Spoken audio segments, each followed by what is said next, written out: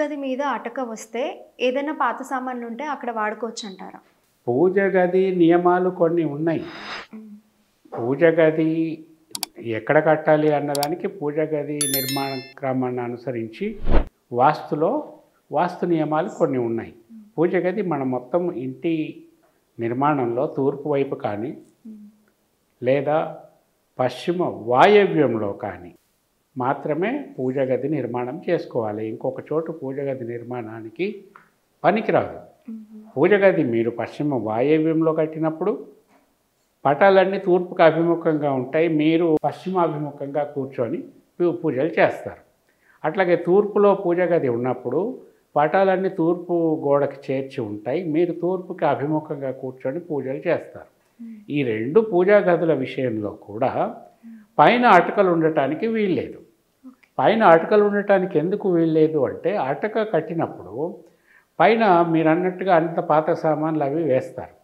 అవన్నీ వేయకపోయినా సరే ఆ పైన మొత్తం చీకటి తయారవుతుంది. సో మీరు పూజ చేస్తున్నప్పుడు మీ పైన మొత్తము చీకటి వలయం ఉంటుంది. ఆ చీకటి వలయం ఉండకూడదు కాబట్టి మీరు అటకలు కట్టడానికి వీల్లేదు.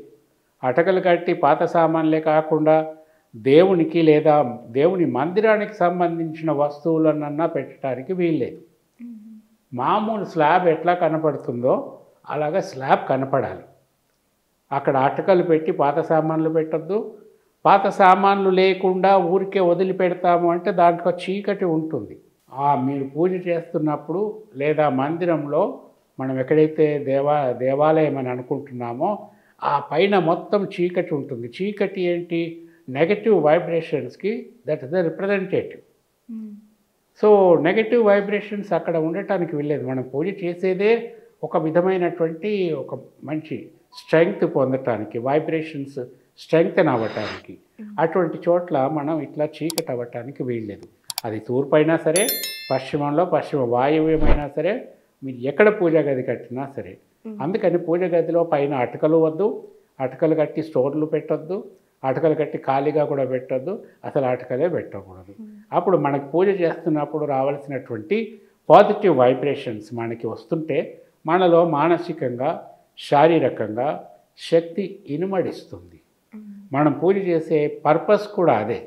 మన పూజా పర్పస్ సరిగ్గా మనకి చేరాలి అనుకుంటే ఇటువంటివి లేకుండా చూసుకోవటం మంచిది.